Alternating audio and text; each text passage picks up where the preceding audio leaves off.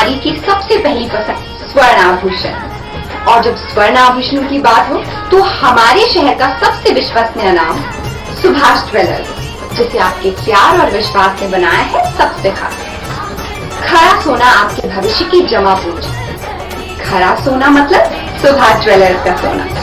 एक बार फिर हम तैयार हैं आधुनिकतम और सबसे नए स्वर्ण एवं डायमंड ज्वेलरी के साथ। और हमारा पता है सुभाष ज्वेलर्स, छोटा सराफा, श्री गणेश मंदिर के आगे। सरकार ने कोई घोषणा नहीं की थी, सरकार ने वादा किया था। और सरकार जो मध्य प्रदेश सरकार नहीं है, मतलब उसी ने नहीं किया था। जो दिल्ली से इनके आए थे लोग चुनावी रैलियों में, उन्होंने वादे किए थे कि इस बार हम किसानों का जो गेहूं है वो 27 रुपए कुंटल खरीदेंगे और धान के 31 रुपए देंगे। लेकिन आज तारीख तक कोई आदेश नहीं हुआ। सोसाइटियों में अब गेहूं खरीदने की तारीखें आ गई है और पंजीयन की तारीखें लगभग किसानों को पंजीयन हो गए हैं। अभी तो सरकार शायद सो गई है नींद में। उसको जगाने के लिए आज पूरा प्रदेश से आज आंदोलन था हमारा भारतीय किसान संघ का। सभी जिलों में कलेक्टरों को ज्ञापन दिया गया है कि सरकार को जगाया जाए। अगर सरकार नहीं जगती है तो आने वाले समय में और भी चुनाव खत्म नहीं हो गए, और भी चुनाव इसमें उसका परिणाम देखने को मिलेगा। तो सरकार से मेरी यही मांग है कि आपको हम आपके घर बोलने नहीं कहते कि हमको 27 रुपए कुंटल गेहूं के भाव दो। आपने अगर बोला है, आपने वादा किया, आपके बड़े बड़े नेताओं ने वादा किया है, तो उस वादे को निभाने का समय आ गया है। हमारी यही मांग है। दूसरी बात, प्राकृतिक और मौसम के कारण इस बार गेहूं का एवरेज कम है, थोड़ी गेहूं खराब भी है।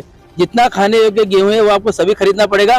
किसी प्रकार के अनल गनल आदेश निकाल करके जबरदस्ती किसानों को परेशान नहीं किया जाए। सभी प्रकार का गेहूं आपको खरीदना पड़ेगा। और जो किसानों का जो बीमा है, मुआवजा है जो पिछला रुका, वो भी आपको देना पड़ेगा। किसान के लिए बहुत संकट का साल है और बहुत मुश्किल का साल है। तो सरकार ध्यान दे, नहीं तो सरकार को आने वाले समय में इसका परिणाम ठीक नहीं होगा।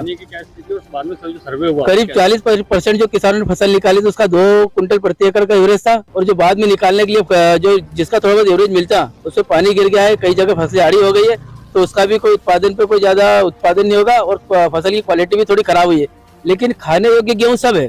सरकार को खाने योग्य गेहूँ सर्वे कुछ एक गाँव में हुआ है जहाँ पर ज्यादा नुकसानी हुई है।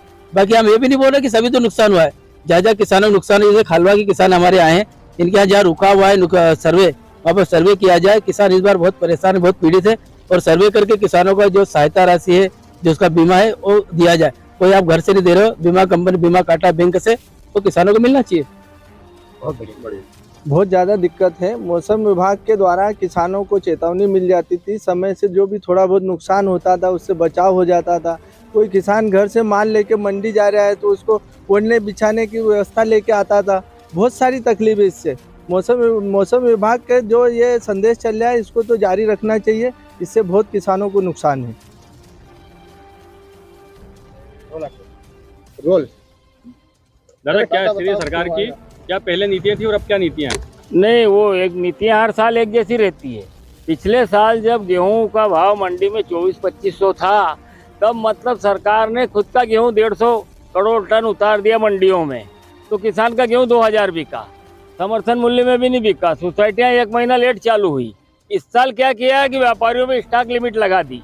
व्यापारी खरीद के स्टॉक करते महंगा तो किसानों को भाव मिलता, स्टॉक लिमिट लगा दी। अब 2700 की उन्होंने घोषणा की है चुनाव में, विधानसभा में, तो वो 2700 में लेना चाहिए। और अगर अभी 2275 भाव जो किया है उसका या तो फिर अंतर राशि का बोनस देना चाहिए, और जिन किसानों ने मंडियों में बेच दिया है उनको भी बोनस देना चाहिए बिल के हिसाब से। क्या नाम है आपका? रामचंद्र चाचरिया, भारतीय किसान संघ का प्रांतीय कार्यकर्ता हूँ।